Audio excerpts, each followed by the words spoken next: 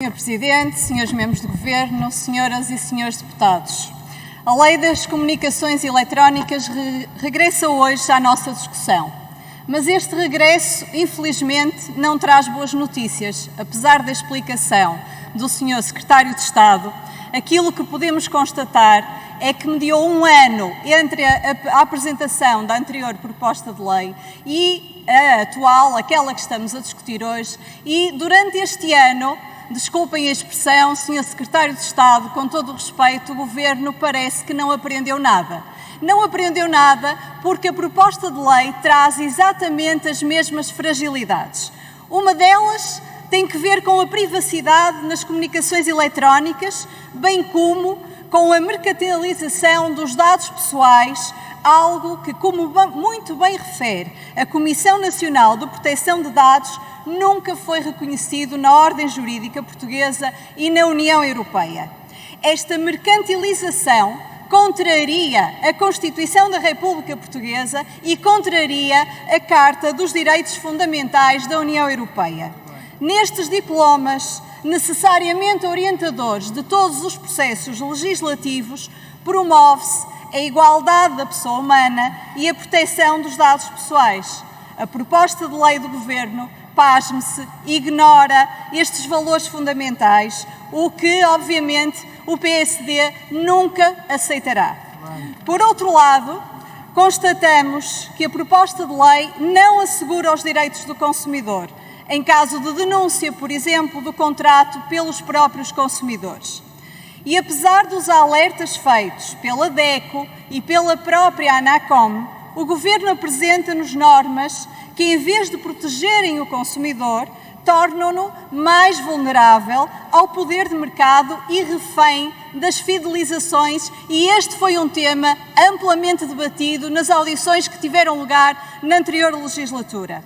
São várias, Sr. Secretário de Estado, são várias as situações em que nesta proposta de lei isto se verifica, e isto, entendo o PSD, que é altamente preocupante.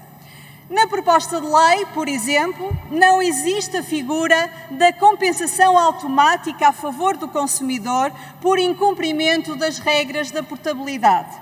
Outro exemplo respeita à falta de um registro adequado das reclamações e também à falta de disponibilização de um livro de reclamações eletrónico. Mas mais do que citar exemplos, senhoras e senhores deputados, e poderia citar inúmeros exemplos daquilo que o Governo não fez bem, não assegurou e devia ter assegurado, cumpre dizer, na nossa percepção, que o mais grave é que o Governo ignorou todos os pareceres apresentados na anterior legislatura a propósito da PPL 83, ignorando assim os entendimentos, por exemplo, da ADC, da ANACOM, da ANAF, da APRITEL, da CNPD, da DECO, entre outras entidades, bem como ignorou os contributos que várias entidades, e vou citar algumas, a ANACOM, a CIP, a ADC, a DECO, a CNPD, a APDC, nos trouxeram em diferentes audições.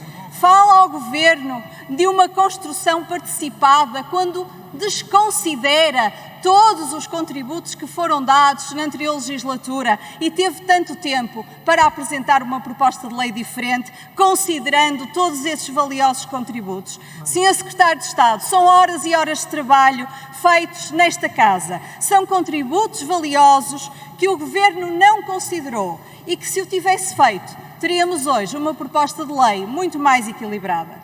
Na verdade, senhoras e senhores deputados, não pode o Governo escudar-se na sua maioria absoluta e ignorar o trabalho desenvolvido pelos deputados dos vários grupos parlamentares e não considerar, se não todos, o que até compreendemos por opções políticas naturalmente, mas pelo menos alguns dos contributos das diversas entidades e do extenso trabalho que foi aqui produzido.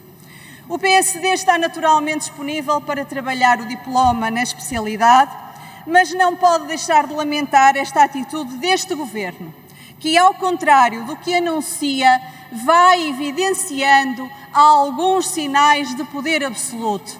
E, senhoras e senhores deputados, poder absoluto é algo que não existe, não pode e não deve existir em democracia.